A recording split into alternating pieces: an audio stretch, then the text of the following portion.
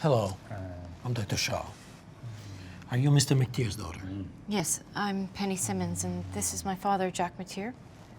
Hello, Mr. McTeer.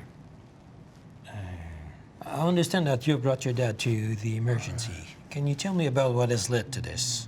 Well, I saw him about 3 weeks ago, and he seemed pretty much as usual. I usually go in every 2 weeks, but I had to work last weekend. Today, when I got there, his place was a mess.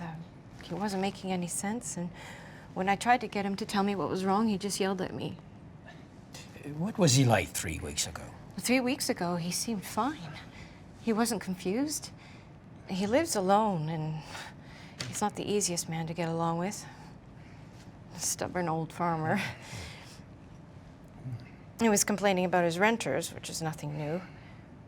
I noticed he wouldn't get up. Said his leg hurt. But he still drives to the store and to the health clinic at Plainsview.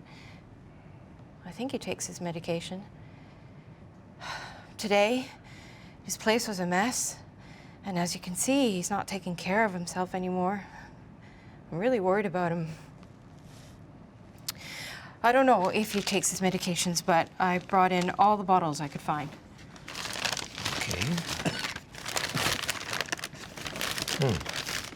I see he's diabetic. He has high blood pressure and some arthritis. Anything else? Not that I know of, but he doesn't complain. You see, I live about 100 kilometers away, and I try to call and come to see him every couple of weeks on the weekends. You mentioned the renters earlier. Yes, he doesn't farm anymore. He's rented out all the land. That's his major source of income. So he looks after his finances and his personal needs himself. There's no one around regularly except you? No one. He keeps pretty much to himself, but he's never been like this before. Okay. Well, let me have a look at him, then I'll come and talk to you.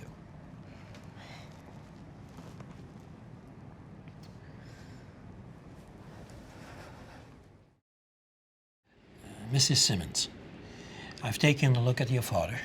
He has an infected ulcer in his leg, which I think may be the source of all this and may account for his acute confusion. It's not safe for him to return home. We will need to admit him, run some tests, and begin treatment. I will need to consult with an internist. When I suggested that to your father, he seemed unable to appreciate the seriousness of his condition. He refused treatment. He just wants to go home. We will need to establish who the most appropriate decision maker is. Are you his closest relative?